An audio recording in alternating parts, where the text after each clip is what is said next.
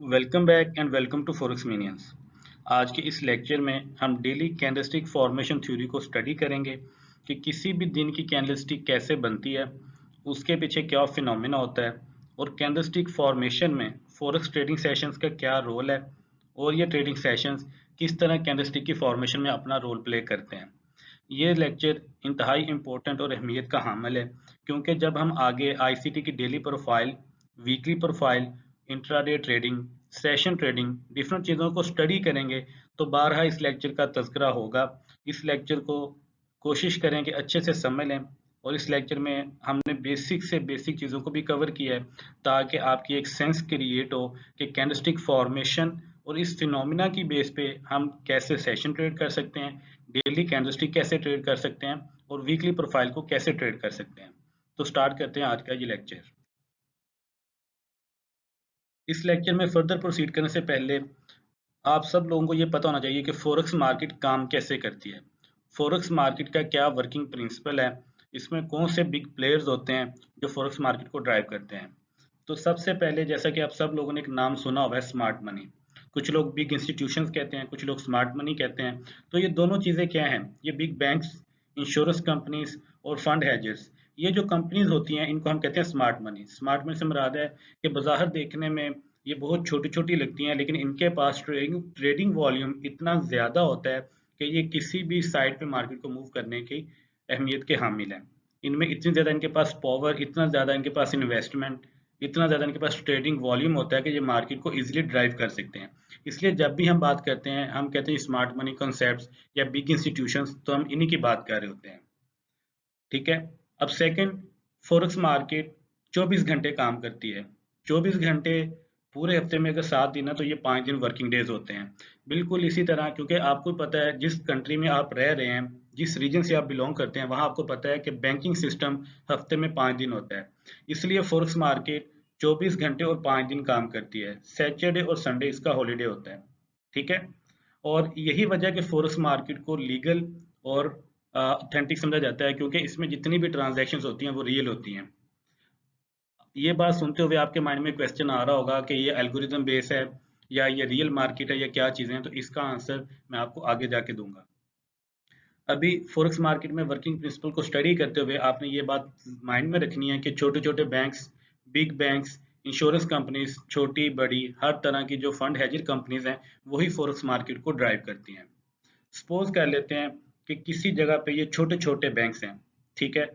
ये छोटे छोटे बैंक्स, जब भी जितनी भी इनमें डेली ट्रांजैक्शंस होती हैं, ये छोटे बैंक्स, जिस तरह मैं अगर बात करूं पाकिस्तान या इंडिया की, तो ये छोटे banks at the end of the day अपनी स्टेट बैंक को डाटा रिपोर्ट करते हैं। अब ये जो स्टेट बैंक है, जितनी भी यहाँ से ट्रांजैक्शन का डाटा आता है उनको एक सिस्टम में अपलोड करता है। ठीक है। ये हमने बात की अपने एशियन रीजन की, कि एशियन रीजन में जितने भी छोटे छोटे बैंक्स हैं वो सारी ट्रांजैक्शन का डाटा अपने कंट्री स्टेट बैंक को देते हैं। वो कंट्री स्टेट बैंक वो आगे डाटा किसी सिस्टम में अपडेट करता है। सिमिलरली अगर हम बात करें लंदन रीजन की, लंदन मार्केट की, तो उसमें भी उस जगह पे जितने भी छोटे छोटे बैंक्स हैं वो सारा डाटा अपने स्टेट बैंक को, वो स्टेट बैंक आगे उस डाटे को सिस्टम में अपडेट करता रहता है। सिमिलरली अगर न्यूयॉर्क की बात करें तो छोटे छोटे स्मॉल बैंक्स अपने बिग बैंक को यानी स्टेट बैंक को और आगे वो अपना डाटा सिस्टम में अपडेट करते रहते हैं। सिमिलरली सिडनी में भी बिल्कुल ऐसा ही होता है। अब जब छोटे छोटे बैंक्स अपनी सारी ट्रांजैक्शन स्टेट बैंक को रिपोर्ट करते हैं, एशिया, लंदन, न्यूयॉर्क और सिडनी में, तो आपको पता है कि एशिया में, लंदन में, न्यूयॉर्क में जिस करेंसी की भी ट्रेड होगी, at the end of the day जब उसका डाटा सिस्टम में जाएगा तो कोई ना कोई ग्राफ क्रिएट होगा। अब ये बेसिकली क्या करते हैं, ये चार रीजन एशिया, लंदन, न्यूयॉर्क और सिडनी, ये at the end of the day अपना सारा डाटा वर्ल्ड बैंक को रिपोर्ट करते हैं। वर्ल्ड बैंक से मुराद है, मैंने एक वर्ड यूज कर दिया वर्ल्ड बैंक। वर्ल्ड बैंक से मुराद आप ऐसा करें कि ऐसी सेंट्रलाइज कंपनी या ऐसा सेंट्रलाइज रेगुलेटरी अथॉरिटी जिसको ये बाउंड है अपना डाटा शो ऑफ करने के लिए। तो इसीलिए एशिया, लंदन, न्यूयॉर्क और सिडनी अपना सारा डाटा, अपनी सारी ट्रांजैक्शंस बाउंड है इनको सबमिट करवाने के लिए। तो जब ये वाली जो भी सेंट्रलाइज कंपनी है या जो भी सेंट्रलाइज अथॉरिटी है, रेगुलेटरी अथॉरिटी है, वो जब डाटा को दोबारा पुट करते हैं सिस्टम में तो हमें इस तरह एक कैंडलस्टिक का ग्राफ नजर आता है। यानी एक चार्ट के पीछे, इन कैंडलस्टिक बनने के पीछे सबसे पहले बिग बैंक्स के पीछे स्टेट बैंक के पीछे छोटे छोटे बैंक्स, और उनमें डिफरेंट ट्रांजेक्शन होती हैं। ठीक है, तो इस तरह ये कैंडलस्टिक चार्ट्स बनते हैं। और candlestick, line graph, bar chart, different तरह के चार्ट होते हैं। हम कैंडलस्टिक इसलिए यूज करते हैं क्योंकि ये एनालिसिस करने के लिए बहुत हैंडी और यूजफुल टूल है। कुछ लोग लाइन ग्राफ भी यूज करते हैं, कुछ लोग बार चार्ट भी यूज करते हैं। तो यहाँ हम बात करेंगे कैंडलस्टिक पैटर्न की, कैंडलस्टिक्स की, जो टेक्निकल एनालिसिस में बहुत इंपॉर्टेंट रोल प्ले करती हैं। और इसमें हम ये भी स्टडी करेंगे कैंडलस्टिक फॉर्मेशन कैसे होती है। तो अभी ये एक ओवरव्यू था कि फॉरेक्स मार्केट का वर्किंग प्रिंसिपल क्या है। स्मार्ट मनी हफ्ते में 5 दिन काम करती है। ये जो बैंक और इंश्योरेंस कंपनीज हैं, वो छोटे छोटे बैंक, बिग बैंक्स को आगे वो अपना डाटा डिजिटली किसी भी सेंट्रलाइज फर्म को रिपोर्ट करते हैं, जिनको वो मुजाज हैं, जिनको वो बाउंडेड डाटा सबमिट करवाने के लिए। जब वो डाटा सिस्टम में आता है तो हम इस तरह ग्राफ शो हो रहा होता है। अब हम बात कर लेते हैं फॉरेक्स मार्केट सेशंस की। जैसा कि अभी हमने शुरू में स्टडी किया कि मार्केट 24 घंटे चलती है। एशिया, लंदन, न्यूयॉर्क और सिडनी अपना अपना डाटा, अपने अपनी बैंकिंग सिस्टम का डाटा रिपोर्ट कर रहे हैं किसी को। तो ये मार्केट 24 घंटे कैसे चलती है? ठीक है, तो इसका सबसे पहला स्टार्ट करते हैं एशियन सेशन से। कि सबसे पहले एशियन रीजन ओपन होता है। यहाँ जब एशियन मार्केट बिल्कुल स्टार्ट होती है तो इसके क्लोज होने से पहले पहले एक लंदन सेशन ओपन हो जाता है। यानी अभी एशियन सेशन रनिंग में है, साथ ही कहीं लंदन सेशन ओपन हो गया। तो इसका क्या मतलब है कि एशियन सेशन के साथ इसको कंटिन्यूशन लंदन सेशन ने दी। अब जब लंदन सेशन कंटिन्यू होता है तो साथ ही कहीं न्यूयॉर्क सेशन स्टार्ट हो जाता है। अब जब न्यूयॉर्क सेशन रनिंग होता है उसकी क्लोजिंग से पहले पहले सिडनी सेशन स्टार्ट हो जाता है। ठीक है, तो जब ये चारों सेशन चलते हैं तो बिल्कुल स्टार्ट से आखिर तक ये मार्केट 24 घंटे चलती रहती है। यानी जब ये एशियन सेशन ऑफ हुआ, उसके ऑफ होने से पहले पहले लंदन सेशन वर्किंग में आ गया। लंदन सेशन के क्लोज होने से पहले पहले न्यूयॉर्क सेशन वर्किंग में आ गया। और न्यूयॉर्क सेशन के क्लोज होने से पहले पहले सिडनी सेशन वर्किंग में आ गया। और जब सिडनी सेशन क्लोज होने वाला होता है तब यहाँ एशियन मार्केट दोबारा स्टार्ट होने वाली होती है। तो मैं उम्मीद करता हूँ कि आपको ये कंसेप्ट समझ आ गया कि 24 घंटे मार्केट कैसे चलती है और ये रियल मार्केट कैसे है। अब नेक्स्ट चीज है कि इन ट्रेडिंग सेशंस की क्या नेचर है। यानी एशियन सेशन की क्या नेचर है, लंदन, न्यूयॉर्क और सिडनी सेशन की क्या नेचर है। इस चीज को भी समझना इसलिए जरूरी है क्योंकि जब आप ट्रेड करते हैं तो आपको पता हो कि हमने किस सेशन को ट्रेड करना है, उसकी क्या नेचर है, क्या रीजन है। और इन सेशन की नेचर को देखते हुए हम अपने टेक्निकल टूल्स यूज करेंगे। तो सबसे पहले बात करते हैं एशियन सेशन की। तो एशियन सेशन बेसिकली एक रेंजिंग मार्केट है। यानी मार्केट यहाँ कंसोलिडेट करती है। और हमें बिल्कुल सेकंड लेक्चर में हमने लिक्विडिटी के कंसेप्ट में पढ़ा था कि जहां मार्केट रेंज कर रही होती है वहां मार्केट बेसिकली लिक्विडिटी बिल्ड कर रही होती है। ये बात उन लोगों को समझ आएगी जिन्होंने बिल्कुल स्टार्ट वाले लेक्चर स्टडी किए हुए हैं। ठीक है, तो एशियन मार्केट मोस्टली कंसोलिडेट कर रही होती है या रेंज कर रही होती है। उसके बाद सेकंड सेशन जो कि ट्रेंडिंग सेशन होता है, जिसे हम कहते हैं लंदन सेशन। ये हाईली वोलाटाइल होता है और ये मोस्टली मार्केट के ट्रेंड की डायरेक्शन में ट्रेड करता है। सिमिलरली अगर हम न्यूयॉर्क सेशन की बात करें तो ये भी काफ़ी ज़्यादा वोलाटाइल और ट्रेंडिंग सेशन होता है। इसी तरह जो फाइनल सेशन सिडनी सेशन है ये भी रेंज कर रहा होता है। ठीक है, ये भी कंसोलिडेशन सेशन है। अब यहाँ एक माइंड में क्वेश्चन आता है कि एशिया सिडनी सेशन क्यों रेंजिंग है, लंदन और न्यूयॉर्क सेशन क्यों वोलाटाइल होते हैं। तो इसका सिंपल सा आंसर, क्योंकि जो लोग आप जिस रीजन में रहते हैं तो आप देखें एशिया में डॉलर और यूरो की सबसे ज़्यादा कम ट्रांजैक्शंस होती हैं। लेकिन लंदन और न्यूयॉर्क में इवन के छोटे से छोटा बिजनेस भी डॉलर, पाउंड और यूरो पे हो रहा है। इसीलिए वहाँ की मार्केट हाईली वोलेटाइल होती है। वहाँ ट्रेडिंग वॉल्यूम बहुत ज़्यादा होते हैं। एशिया और सिडनी में ट्रेडिंग वॉल्यूम बहुत मिनिमम होता है। लंदन सेशन में कौन सा पेयर ज़्यादा वोलेटाइल है, न्यूयॉर्क सेशन में कौन सा पेयर ज़्यादा वोलेटाइल है, सिडनी और एशियन सेशन में रेंजिंग मार्केट में हम कैसे ट्रेड कर सकते हैं, ये हम आगे स्टडी करेंगे। अब हम बात करते हैं कैंडलस्टिक फॉर्मेशन थ्योरी की। क्योंकि हमने कुछ बेसिक चीज़ें स्टडी कर ली हैं कि फॉरेक्स मार्केट कैसे चलती है, इसमें कौन से बिग प्लेयर होते हैं और कौन से ट्रेडिंग सेशंस मिलके और ओवरलैप करने के बाद मार्केट 24 घंटे चलती है। तो 4 सेशन आपके सामने लिखे हैं, एशियन, लंदन, न्यूयॉर्क और सिडनी, जिसमें एशियन सेशन हमारा स्टार्टिंग सेशन होता है। तो हम बात करते हैं बुलिश कैंडलस्टिक कैसे बनती है। तो बेसिकली जब मार्केट ओपन होती है ओपन होते ही मार्केट थोड़ा सा रेंज करना शुरू कर देती है। रेंज करने की क्या वजह है? क्योंकि ये एशियन सेशन में ओपन होती है, तो इसलिए एशियन सेशन में मार्केट मोस्टली रेंज कर रही होती है। और उसके बाद जब लंदन सेशन स्टार्ट होता है तो मार्केट एक डिप लेके दोबारा वोलेटाइल होने की कोशिश करती है। ये चीज़ें हम आगे देखेंगे, मार्केट डिप क्यों लेती है, वोलेटाइल कैसे होती है, क्या रीज़न है, ये चीज़ें हम आगे स्टडी करेंगे। ये सिर्फ लेक्चर आपको बेसिक्स और एक basic point of view communicate करने के लिए बनाया गया है। ठीक है, तो एशियन सेशन जब रेंज करता है, लंदन सेशन ओपन होता है, मार्केट एक डिप लेती है और दोबारा वोलेटाइल होना शुरू हो जाती है। तो मार्केट बेसिकली अगर आप देखें इस पॉइंट से नीचे आई, जितनी नीचे आई उतनी ही ऊपर चलेगी। ठीक है, तो अगर इन दो पॉइंट्स की बात करें जहां से मार्केट नीचे आई और जितनी ऊपर चलेगी, तो ये जो मार्केट ने बैलेंस आउट किया है, ये बेसिकली कैंडल की विक बनाती है। जितनी मार्केट नीचे आती है अगर उतनी ऊपर चली जाए तो वो कैंडलस्टिक की विक बनती है। ठीक है, इसी तरह जब लंदन सेशन कंटिन्यू करता है तो मार्केट ट्रेंड की डायरेक्शन में मूव करना शुरू कर देती है। क्योंकि बुलिश ट्रेंड की बात हो रही है तो London session mostly bullish direction में मूव करेगा। ये हम आगे इसकी कंडीशन पढ़ेंगे, कब ये बुलिश मूव करेगा, कब इसमें कितनी वोलेटिलिटी होगी, ये सारी टर्म्स एंड कंडीशन हम आगे स्टडी करेंगे। ठीक है, अब मार्केट यहाँ से यहाँ तक नीचे आई, इतनी ही ऊपर चलेगी तो ये कैंडलस्टिक की विक बन गई। अब इस लंदन सेशन में अगर हम देखें कि इस पॉइंट के बाद सिर्फ मार्केट ऊपर ही गई है, नीचे नहीं आई, तो इसका क्या मतलब है, ये चीज इस पॉइंट से लेके इस टॉप तक ये कैंडल की बुलिश बॉडी बनना शुरू हो गई है। क्यों? क्योंकि यहाँ मार्केट एक साइड पे मूव करना शुरू कर दिया है।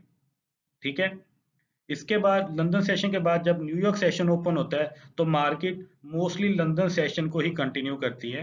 New York session mostly London session की कंटिन्यूएशन होती है। अब यहाँ अगर देखें न्यूयॉर्क सेशन में मार्केट यहाँ से नीचे आई, अगेन ऊपर गई, फिर नीचे, फिर ऊपर, तो यहाँ तक टॉप तक गई। इस टॉप तक जाने से पहले मार्केट फिर नीचे आ गई।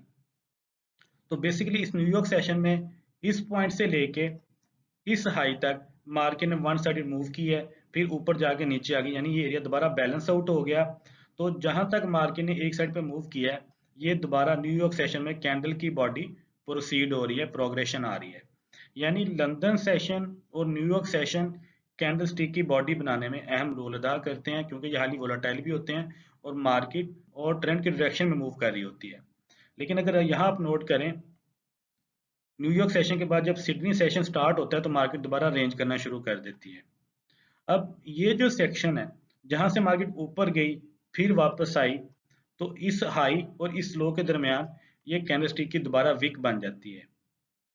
ठीक है, तो मैं उम्मीद करता हूं कि यहाँ आपको समझ आ गया कि कैंडलस्टिक बनती कैसे है। एशियन सेशन के बाद मार्केट जितना नीचे आके ऊपर जाती है वो कैंडल की विक बनती है। उसके बाद जितना मार्केट ट्रेंडिंग करती है लंदन से न्यूयॉर्क तक, वो कैंडल की बॉडी बनती है। फिर मार्केट हाई पोस्ट करने के बाद जितना नीचे आती है वो दोबारा कैंडल की विक बन जाती है। यानी ये अगर ओपनिंग प्राइस है तो ये कैंडल का लो है। ठीक है, मार्केट ने ये लो बनाया लंदन सेशन में। बुलिश मार्केट में लंदन सेशन में मार्केट डेली का लो पोस्ट करती है मोस्टली 70% ऑफ द टाइम। और न्यूयॉर्क सेशन में बुलिश मार्केट हो, न्यूयॉर्क सेशन में मार्केट मोस्टली डेली का हाई पोस्ट करती है। और जो सिडनी सेशन होता है ये तकरीबन कैंडल क्लोजिंग को प्रेजेंट करता है। तो होपफुली आपको यहाँ एक कंसेप्ट समझ आ गया कैंडलस्टिक कैसे बनती है। लेकिन यहाँ एक क्वेश्चन माइंड में आ रहा है कि जो एशियन रीजन है, यहाँ से मार्केट पहले डिप नीचे क्यों लिया, यहाँ से मार्केट ऊपर भी जा सकती थी। तो जिन्होंने लिक्विडिटी वाला लेक्चर स्टडी किया हुआ है उनको पता है कि जब एशियन सेशन रेंज करता है तो बेसिकली ये क्या करता है, लिक्विडिटी को बिल्ड करता है। मार्केट की टॉप और बॉटम दोनों साइड पे लिक्विडिटी है। और हमने ये स्टडी किया हुआ है कि अगर मार्केट ने बुलिश जाना है, अगर मार्केट लिक्विडिटी बिल्ड करने के बाद ऊपर जाना चाह रही है तो वो लो साइड की लिक्विडिटी को पहले स्वीप करेगी। इसीलिए एशियन सेशन के बाद अगर मार्केट ने बुलिश जाना है तो वो लंदन सेशन में एशियन सेशन के बॉटम को, लो साइड को स्वीप करके डेली कैंडल का लो बना के ऊपर निकल जाएगी। यानी इस पॉइंट पे मार्केट सारी लो साइड की लिक्विडिटी को स्वीप करेगी या ग्रैब करेगी, उसके बाद टॉप वाली साइड पे एक्सपेंशन स्टार्ट कर देगी। तो ये बेसिकली क्या है, लिक्विडिटी ग्रैब या लिक्विडिटी स्वीप, जिसे आप मैनिपुलेशन कह लें, या जो आईसीटी ट्रेडर है इसे कहते हैं जूडा स्विंग। लेकिन हम इसको सिंपल रखने के लिए लिक्विडिटी स्वीप, लिक्विडिटी ग्रैब कहेंगे। अगर आप जूडा स्विंग कहना चाहते हैं तो आप जूडा स्विंग भी कह सकते हैं। तो ये है बेसिकली बुलिश कैंडलस्टिक फॉर्मेशन के डेली की बुलिश कैंडल कैसे बनती है, जिसमें एशियन, लंदन और न्यूयॉर्क सेशन का क्या रोल है। लंदन सेशन लो बनाता है बुलिश मार्केट का और न्यूयॉर्क सेशन हाई बनाता है मोस्टली 70% ऑफ द टाइम। इसमें क्या एक्सेप्शन हो सकती हैं, ठीक है, वो हम आगे स्टडी करेंगे। अब हम बात करते हैं बेरिश मार्केट की। तो बेरिश मार्केट में बेसिकली क्या है, same phenomena. Asian session opening session है, एशियन सेशन लिक्विडिटी बिल्ड करता है और मार्केट ने अगर बेरिश जाना है तो लंदन सेशन टॉप को स्वीप करेगा, एशियन सेशन के हाई साइड की लिक्विडिटी लेगा और उसके बाद नीचे आना शुरू कर देगा टिल न्यूयॉर्क सेशन। और बेरिश मार्केट में लंदन सेशन बेरिश कैंडल का हाई बनाएगा और न्यूयॉर्क सेशन लो बनाएगा, ठीक है। तो ये बिल्कुल जो पहले हमने थ्योरी स्टडी की है बुलिश मार्केट के लिए, सेम 100% इन्वर्टेड है बेरिश मार्केट के लिए।